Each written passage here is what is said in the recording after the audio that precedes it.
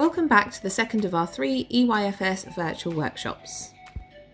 Today our spotlight is on phonics. Through this video we'll be looking at how our children learn their early literacy skills and become capable communicators of language. We will explore the routes into reading from its very first stages, look at phonics and how through learning phonics they will develop the skills to decode words and begin to record their own ideas as they become capable writers, which we will look into in more depth in our final writing workshop. The main aims of this workshop are to share the importance of developing a child's vocabulary bank, to explain the importance of pictures as a cue for reading and to support writing. We will look at phonological and phonemic awareness. Then we will move on to discussing phonics. We will look at phonics and decoding, letters and sounds, and what does this mean? We will see how this works in the classroom at Redlands. And then finally, we will move on to talking about what you can do to support your child's learning at home. Let's start off by looking at vocabulary. The focus for the early stages of reading is to build up a bank of vocabulary. Vocabulary plays an important part in learning to read. Beginning readers must use the words they hear orally to make sense of the words they see in print. Vocabulary is key to reading comprehension. Readers cannot understand what they're reading without knowing what most of the words mean. Vocabulary refers to the words we must understand to communicate effectively. Educators often consider 4 types of vocabulary: listening, speaking, reading and writing. Listening vocabulary refers to the words we need to know to understand what we hear. Speaking vocabulary consists of the words we use when we speak. Reading vocabulary refers to the words we need to know to understand what we read, and writing vocabulary consists of the words we use in our writing. The reality is, children who hear more words spoken at home learn more words and enter school with better vocabularies to go on to become better communicators, because this larger vocabulary pays off exponentially as the children progress through the school. Vocabulary is key to reading comprehension. Readers cannot understand what they are reading without knowing what most of the words mean. As children learn to read more advanced texts, they must learn the meaning of new words that are not part of their oral vocabulary. The scientific research on vocabulary instruction reveals that most vocabulary is learned indirectly, such as through conversations and discussions, being read to, and looking at books themselves, and that some vocabulary must be taught directly. Direct instruction helps children to learn difficult words, such as words that represent complex concepts that aren't part of the children's everyday experiences. These words are taught and then their meanings are explained to the children. Maybe get a teeny tiny drop and just put it on that section, the water. Oh, I gave it a teaspoon. Maybe you could get a teeny tiny drop out with a teaspoon so it's not too much. Or put the teaspoon in perhaps. There you go.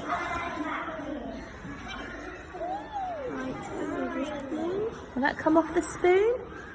Yeah. It won't. Maybe a little bit more then. That should be okay, I think. Put it on that section and let's see what happens. Oh, it does kind of run up. Yeah, look. Can you see? Look really, really closely. Can you see there's a drop of water sitting on, yeah, that's it. Sitting on the top of the feathers. And it won't actually get wet. It won't go through to the bird. It won't get wet. Wowee! So do you know the word for when something doesn't let the water through? A bit like your coat, we say. What type of coat is it? Good, go on. Oh, I thought you were going to say it, go on. Whoa. What type? Waterproof. Waterproof, it means it doesn't let the water in. So the bird is wearing a coat like you. It doesn't let the water in. That's amazing. Wow. A picture tells 1,000 words. Early picture books are the perfect resource when shared with an adult to provide children with diverse vocabulary. The pictures themselves provide familiar and unfamiliar scenarios, settings, characters, feelings, behaviours, and adventure plots, plus so much more. Looking at the same book but in different ways can help children to maximise the vocabulary that can be developed from each story. This is why we promote repetitive reading, the sharing of the same book. Your child needs to have the opportunity to share the same book with an adult several times if they're going to develop into a confident reader and writer. How can you help? You can start by modelling the language and the vocabulary until your child has internalised the language and the narrative patterns. You can ask questions about what's happening in the picture, such as, where are they? I wonder what it would be like there. Have you ever been somewhere like this? What did that feel like? What's the character doing? How do you think the character's feeling? Why? What might happen next?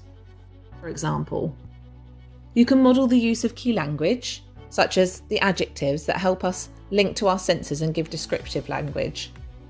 You can use time connectives, such as first, next, suddenly, finally, to give the story a bit of plot and structure and sequence. And include conjunctions, such as and, but, so, or because, to extend descriptions and events. When your child does start bringing home books with words in, it's important to still focus on the storytelling aspect. First, you could cover the words and work with your child to tell the story, before then supporting with the decoding of the words, which is another strategy in learning to read. Now we are going to look at phonological and phonemic awareness. Phonological awareness is a critical early literacy skill that helps children recognise and work with the sounds of spoken language. Children need to be secure with this if they are to be successful readers. The skills include rhyming with similar word endings, alliteration or similar word beginnings, understanding syllables in words, and sentence segmentation, which is taking everything apart and blending. Onsets and rhyme, this is the beginning and the endings of words, blending and segmenting. And then finally, the most sophisticated and last to develop is called phonemic awareness. Phonemic awareness is identifying the individual sounds in words. It is the ability to notice, think about and work with the individual sounds in those spoken words. To manipulate the sounds in words, including the blending and stretching or otherwise changing of the words, children can demonstrate phonemic awareness in several ways, including recognising which words in a set of words begins with the same sound. Bell, bike and ball all have the b at the beginning. Then moving on to isolating the sounds, for example saying the first or the last sound in the word. The beginning sound of dog is d. The end sound of sit is t. They need to be able to combine or rather blend the separate sounds in a word to say the word. App, map. They also need to do the reverse by breaking or segmenting the word up into its separate sounds. For example, in cup, k, up. Here you can see a diagram that explains the relationship between the phonological awareness and the phonemic awareness. I have also included a useful video link where another expert has explained these skills in more detail. Sometimes phonological and phonemic awareness are confused with phonics. They are two different yet interrelated skills. Phonological and phonemic awareness refer to the spoken language, the understanding that the sounds of the spoken language work together to make words. Phonics refers to the alphabetical principle, the idea that letters represent the sounds of the spoken language. Children who cannot hear and work with the phonemes of spoken words will have a difficult time learning how to relate these phonemes to letters when they see them in the written words. At Redlands, we value and support the knowledge and research that proves that children must be secure in these early reading skills before launching into letters and sounds too soon. As parents, many of you may have been questioning why your child hadn't started learning their letters and sounds yet, or why they hadn't been sent home flashcards or books with words in, or even started formally writing letters, for example, in the first half of the autumn term. This may have even presented to you as a concern, especially if you have friends with children at other schools who may have launched into teaching letters and sounds much earlier. We hope that now, if this was the case, we have helped you to understand the importance and the value we have placed on ensuring a large proportion of the first half of the autumn term was spent on supporting the children by teaching and developing and securing the above skills in readiness to learn phonics. Now we're going to look at phonics. What is phonics?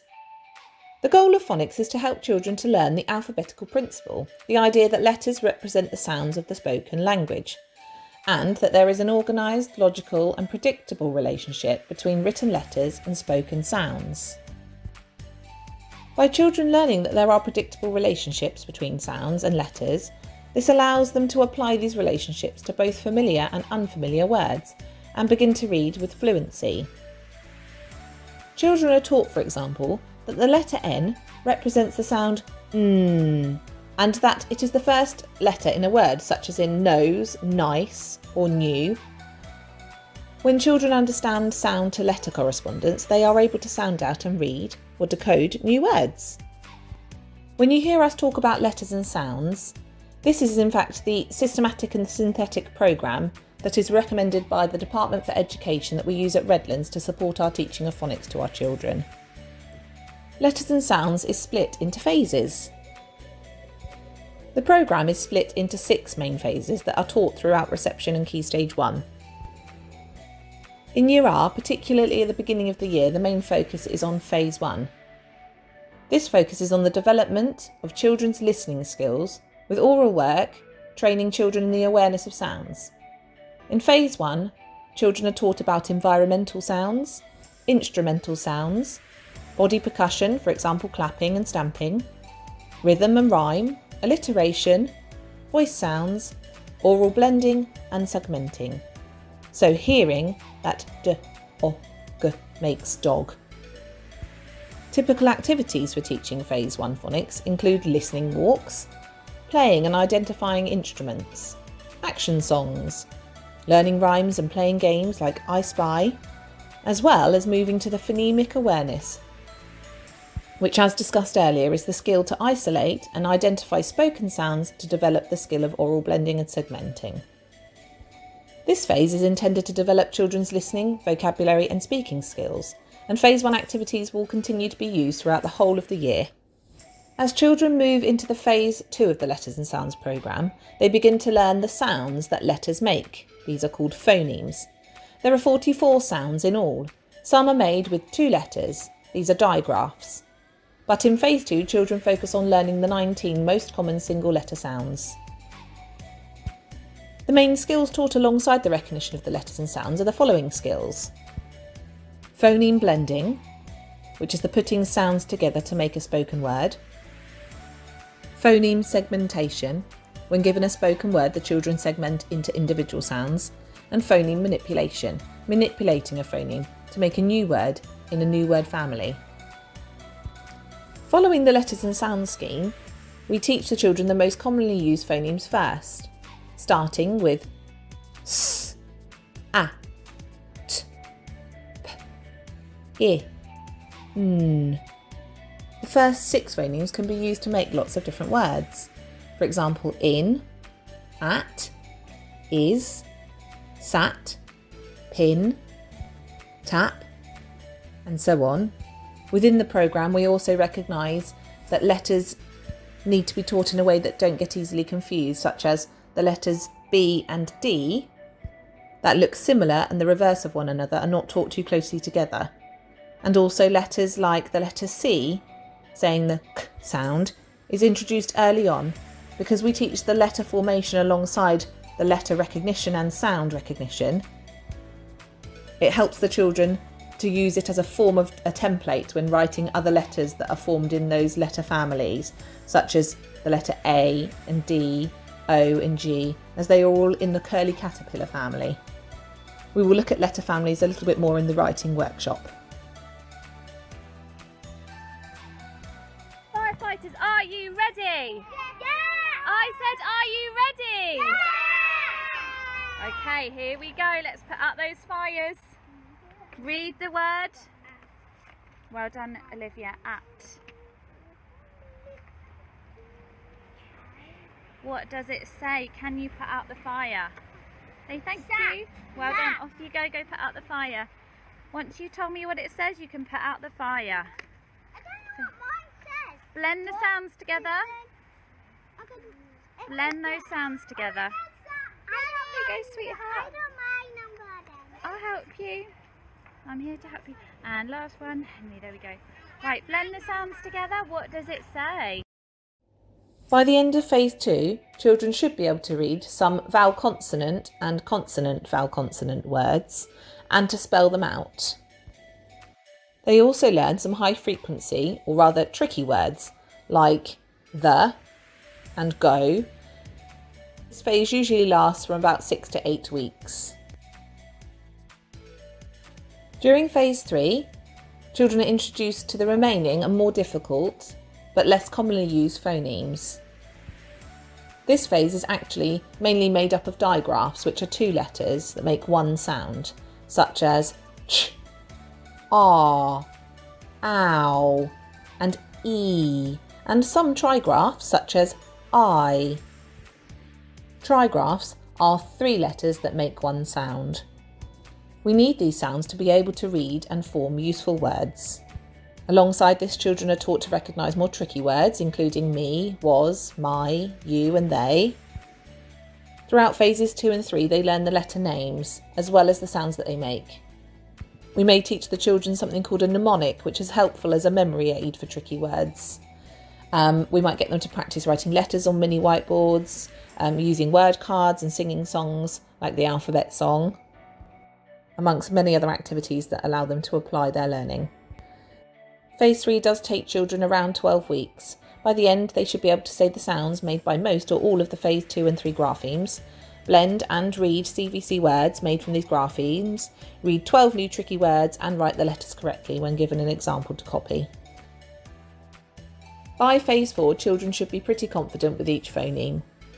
From here on, phonics teaching is about consolidating and refining their knowledge, introducing more spelling patterns and tricky words and increasing their vocabulary.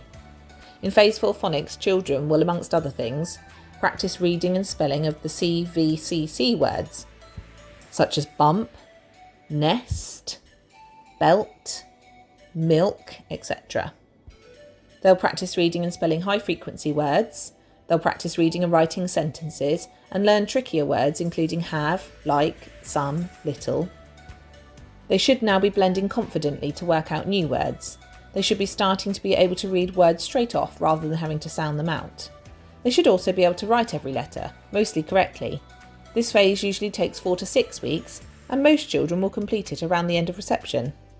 Phase 5 generally takes children the whole of year 1. Here they start introducing alternative spelling sounds like in I. Children master these in reading first and their fluency develops. We begin to see them using it correctly then in spelling. Children learn different ways of spelling each sound and different alternative pronunciations for these. They should become quicker at blending and start to do it more silently.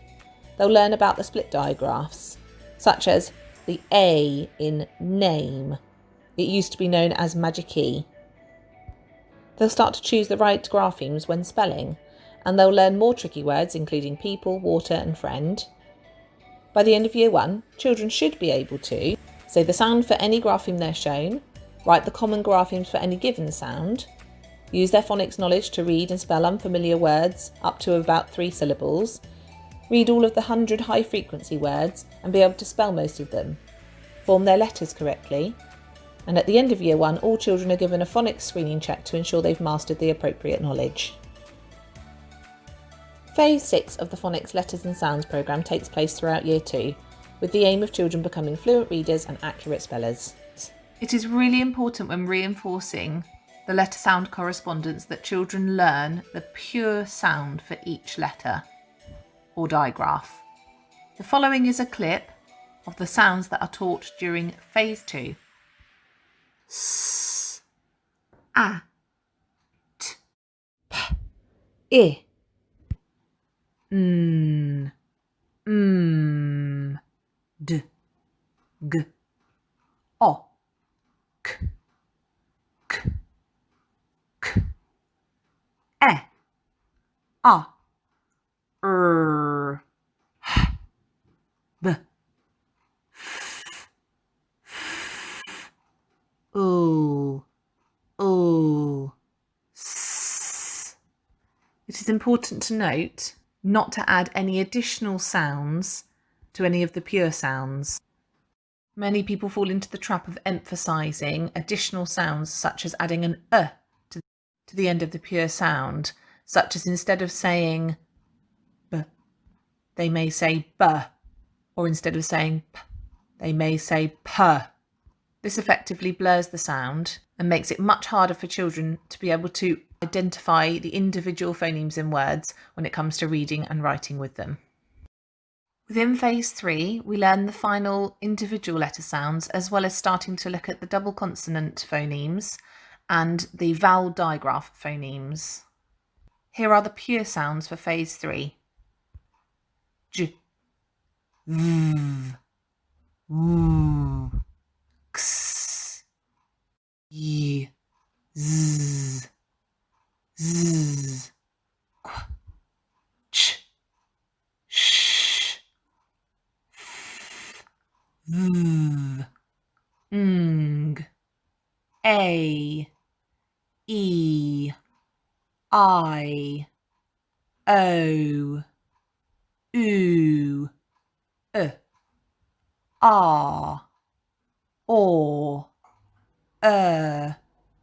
ow, o, oi, ear, air, you,